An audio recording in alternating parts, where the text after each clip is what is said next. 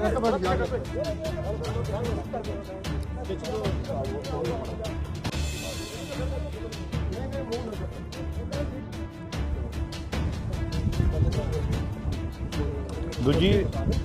ਉੱਥੇ ਦੇਖੋਗੇ ਤੁਹਾਨੂੰ ਉੱਥੇ ਤੋਂ ਆਈਡੀਆ ਲੱਗਣਾ ਕਿ ਕਿਵੇਂ ਹੋਇਆ ਸੀਗਾ। ਮਤਲਬ ਅਗੇਨ ਮੈਂ ਕਹਾਂਗਾ ਕਿ ਤਰਨਤਾਰਨ ਪੁਲਿਸ ਨੇ ਬੜੀ ਬਹਾਦੁਰੀ ਨਾਲ ਉਹਨੂੰ ਡੀਲ ਕੀਤਾ ਸੀਗਾ। ਇਨ ਸਪਾਈਟ ਆਫ ਇੰਜਰੀ ਸਾਡਾ ਮੁਲਾਜ਼ਮ ਉਹਦੇ ਪਿੱਛੇ ਐਸਐਚਓ ਬਚਦੇ ਰਹੇ।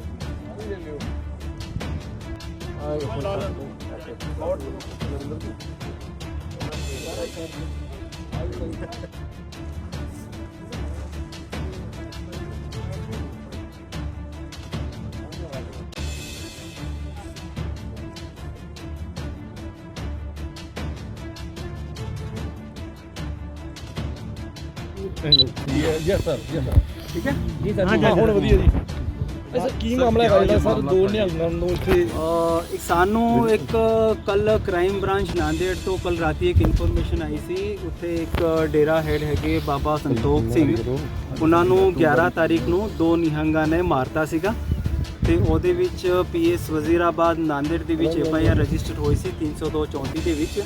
ਉਸ ਐਫਆਈਆਰ ਦੇ ਸਬੰਧ ਦੇ ਜੋ ਅਕਿਊਜ਼ ਸੀਗੇ ਮਹਿਤਾਬ ਸਿੰਘ ਅਤੇ ਗੁਰਦੇਵ ਸਿੰਘ, ਉਹ ਦੋਵੇਂ ਬੰਦੇ ਉੱਥੇ ਤੋਂ ਬਚ ਕੇ ਡੇਰਾ ਸੁਰਸੰਗ ਜੋ ਹੈਗਾ ਉੱਥੇ ਆਏ ਹੈਗੇ। ਅਸੀਂ ਉਸ ਇਨਫੋਰਮੇਸ਼ਨ ਦੇ ਆਧਾਰ ਪਰ ਅੱਜ ਸਵੇਰੇ ਉੱਥੇ ਇੱਕ ਸਰਚ ਆਪਰੇਸ਼ਨ ਕਰਾਇਆ ਸੀਗਾ, ਜਿੱਥੇ ਸਾਨੂੰ ਪਤਾ ਲੱਗਿਆ ਕਿ ਦੇਰ ਰਾਤੀ ਉੱਥੇ ਤੋਂ ਨਿਕਲ ਗਏ ਸੀਗੇ। ਤੇ ਅਸੀਂ ਸਾਡੇ ਜਿੰਨੇ ਵੀ ਇਨਫੋਰਮਰ ਵਗੈਰਾ ਸੀਗੇ ਉਹਨਾਂ ਨੂੰ ਇਨਫੋਰਮ ਕੀਤਾ ਸੀਗਾ ਕਿ ਇਹ ਕੋਈ ਨਿਹੰਗ ਤੁਹਾਨੂੰ ਇਸ ਤਰ੍ਹਾਂ ਦੋ ਦਿਸਣ ਵਿਥ ਇੱਕ 4 ਫੀਟ ਦਾ ਖੰਡਾ ਔਰ ਇੱਕ ਜੋ ਕਿਰਪਾਨ ਔਰ ਦੂਜਾ 2 ਕਿਰਪਾਨਾਂ ਨਾਲ, ਤੋਂ ਸਾਨੂੰ ਇਨਫੋਰਮੇਸ਼ਨ ਦਿੱਤੀ ਜਾਵੇ।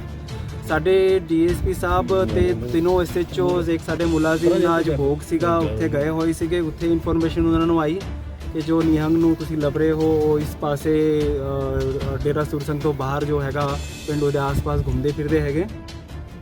ਮੁਲਾਜ਼ਮ ਉੱਥੇ ਤੋਂ ਸਿੱਧੇ ਵਿਦਆਊਟ ਪੀਐਸਓ ਗਨਮੈਨ ਆਪਣੀ ਜੋ ਗੱਡੀ ਸੀਗੀ ਜੋ ਕੱਪੜੇ ਪਾਏ ਸੀਗੇ ਉੱਥੇ ਸਿੱਧੇ ਚੱਲ ਗਏ ਤੇ ਉੱਥੇ ਐਸਐਚਓ ਵਲਟੋਹਾ ਔਰ ਐਸਐਚਓ ਖੇਮਕਰਨ ਨੇ ਇਹਨਾਂ ਨੂੰ ਜਿਵੇਂ ਰੋਕਣ ਦੀ ਕੋਸ਼ਿਸ਼ ਕੀਤੀ, ਸਿੱਧੇ ਉਹਨਾਂ ਨੇ ਸਾਡੇ ਐਸਐਚਓ ਖੇਮਕਰਨ ਨਰਿੰਦਰ ਸਿੰਘ ਦੇ ਉੱਪਰ ਕਿਰਪਾਨ ਨਾਲ ਹਮਲਾ ਕਰਤਾ, ਜਿਹਦੇ ਵਿੱਚ ਉਹਨਾਂ ਦਾ ਹੱਥ ਬਹੁਤ ਬੁਰੇ ਤਰੀਕੇ ਨਾਲ ਵੱਢਿਆ ਗਿਆ ਹੈਗਾ। ਜਦੋਂ ਬਲਵਿੰਦਰ ਨੇ ਉਹਨੂੰ ਰੋਕਣ ਦੀ ਕੋਸ਼ਿਸ਼ ਕੀਤੀ ਤਾਂ ਉਹਨਾਂ ਨੇ ਬਲਵਿੰਦਰ ਦੇ ਉੱਪਰ ਵੀ ਅਟੈਕ ਕੀਤਾ। ਤੇ ਉੱਥੇ ਤੋਂ ਜਦੋਂ ਇਹ ਐਸਐਚਓ ਸਰਬਜੀਤ ਨੇ ਆਪਣਾ ਉੱਥੇ ਜਾ ਕੇ ਉਹਨਾਂ ਨੂੰ ਰੋਕਣ ਦੀ ਕੋਸ਼ਿਸ਼ ਕੀਤੀ, ਉੱਥੇ ਤੋਂ ਜੋ ਖੇਤਾ ਸੀਗੇ ਉਹ ਖੇਤਾ ਦੇ ਨਾਲ ਇੱਕ ਸੂਆ ਹੈਗਾ, ਸੂਏ ਦੇ ਨਾਲ ਬਚਦੇ ਇੱਥੇ ਕਰੀਬ 2-2.5 ਕਿਲੋਮੀਟਰ ਦੂਰ ਆ ਗਏ ਸੀ, ਜਿੱਥੇ ਐਸਐਚਓ ਸਰਬਜੀਤ ਨੇ ਜੋ ਇਨਫੋਰਮੇਸ਼ਨ ਦਿੱਤੀ ਸੀਗੀ ਡੀਐਸਪੀ ਰਾਜਵੀਰ ਡੀਐਸਪੀ ਸਿੱਖੀਵਿੰਡ ਨੂੰ, ਉਹਨਾਂ ਨੇ ਨਾਕਾ ਲਾਇਆ ਸੀ।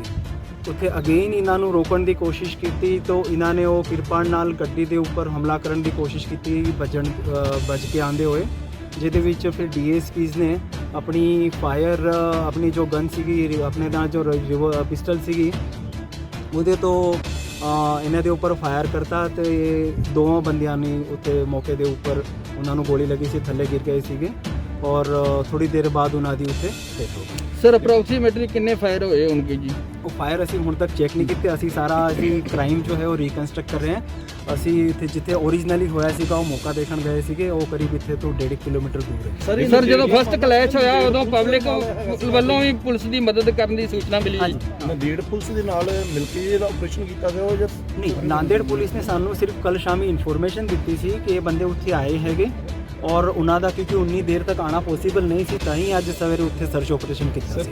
ਸਰ ਪੁਲਿਸ ਨਾਲ ਜਿਹੜਾ ਫਸਟ ਕਲੈਸ਼ ਹੋਇਆ ਅਸੀਂ ਹੁਣ ਕੁਝ ਵੀ ਨਹੀਂ ਵੈਰੀਫਾਈ ਕੀਤਾ, ਉਹ ਡਿਟੇਲ ਅਸੀਂ ਹੁਣ ਕਢਾਂਗੇ ਉੱਥੇ ਤੋਂ, ਕਿਉਂਕਿ ਬੰਦੇ ਦੋਵੇਂ ਨਾਂਦੇੜ ਦੇ ਰਹਿਣ ਵਾਲੇ ਹੈਗੇ। ਸਾਡੇ ਜੋ ਇਨਫੋਰਮੇਸ਼ਨ ਆਈ ਉਹਦੇ ਮੁਤਾਬਿਕ ਅਗਰ ਉੱਥੇ ਤੋਂ ਕੋਈ ਇਨਫੋਰਮੇਸ਼ਨ ਇਹਨਾਂ ਦੇ ਕ੍ਰਾਈਮ ਰਿਕਾਰਡ ਬਾਰੇ ਆਊਗੀ ਤਾਂ ਫਿਰ ਤੁਹਾਨੂੰ ਡੈਫੀਨਿਟਲੀ ਸਰ ਜਦੋਂ ਪੁਲਿਸ ਨਾਲ ਪਹਿਲਾਂ ਮੁੱਠਭੇੜ ਹੋਈ ਉਦੋਂ ਪਬਲਿਕ ਵੱਲੋਂ ਬਚਾਉਣ ਦੀ ਕੋਸ਼ਿਸ਼ ਪੁਲਿਸ ਮੁਲਾਜ਼ਮਾਂ ਨੂੰ ਕੀਤੀ ਗਈ, ਉਹ ਕੋਈ ਜਿੱਥੇ ਉਹ ਹੋਇਆ ਹੈਗਾ ਤੁਸੀਂ ਵੀ ਮੌਕਾ ਦੇਖ ਲਿਓ, ਉਹ ਥੋੜਾ ਗੁਰੂਦੁਆਰਾ ਉੱਤੇ ਕਰੀਬ 150-200 मीटर ਤੇ ਸੜਕ ਸੁਨਸਾਨ ਹੈ ਤੇ ਇਹ ਥਾਂ ਵੀ ਪਿੱਛੇ ਕਰੀਬ 100-1 ਮੀਟਰ ਪਿੱਛੇ ਘਰ ਹੈਗੇ, ਉਹਨਾਂ ਨੇ ਮੌਕਾ ਦੇਖਿਆ ਹੈਗਾ, ਉਹ ਵੀ ਚਸ਼ਮਦੀਦ ਗਵਾਹ ਹੈ, ਉਹਨਾਂ ਨੇ ਸਾਰਾ ਦੱਸਿਆ ਹੈ ਕਿ ਕਿਵੇਂ ਹੋਇਆ ਸੀ। ਠੀਕ ਹੈ ਸਰ ਇਹਨਾਂ ਦੀ ਪਛਾਣ ਹੈ ਕੋਈ?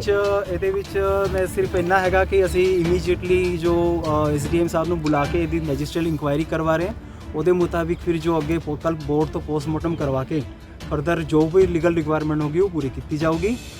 ਫਿਲਹਾਲ ਅਸੀਂ ਇਹਦੇ ਵਿੱਚ FIR number 28 police station Bhikhiwind ਦੇ ਵਿੱਚ 307, 333 334 ਔਰ 186 353 ਦੇ ਵਿੱਚ ਦਿੱਤੀ। ਸਰ ਆਪਣੇ ਪੁਲਿਸ ਮੁਲਾਜ਼ਮ ਜਿਹੜੇ ਉਹ ਕਿੱਥੇ ਸਰ ਇਸ ਟਾਈਮ ਦਾਖਲ ਉਹ ਦੋਵਾਂ ਨੂੰ ਅਸੀਂ ਅਮਨਦੀਪ ਹਸਪੀਟਲ ਪਹਿਲੇ ਇੱਥੇ ਲੋਕਲ ਕਰਾਇਆ ਸੀਗਾ, ਬਟ ਇੱਥੇ ਤੋਂ ਉਹਨਾਂ ਨੂੰ ਰਿਫਰ ਕਰਤਾ ਕਿਉਂਕਿ ਇੰਜਰੀਜ਼ ਬਹੁਤ ਜ਼ਿਆਦਾ ਸੀਗੀ। ਤੋ ਉਹਨਾਂ ਦੋਵਾਂ ਨੂੰ ਅਮਨਦੀਪ ਹਸਪੀਟਲ ਰਿਫਰ ਕੀਤਾ ਹੈਗਾ ਔਰ ਅਸੀਂ ਹੁਣ ਉੱਥੇ ਹੀ ਜਾ ਰਹੇ ਹਾਂ ਜਸਟ ਟੂ ਚੈੱਕ ਦੋਨਾਂ ਦਾ ਆਪਰੇਟ ਹੋ ਰਿਹਾ ਹੈ ਐਂਡ ਹੋਪਫੁਲੀ ਦੋਵੇਂ ਠੀਕ ਹੋਣ। ਸਰ ਇਹਨਾਂ ਦੀ ਪਛਾਣ ਹੋਈ ਹੈ ਦੋਵਾਂ ਨੇ ਗੱਲ ਦੀ ਕੋਈ?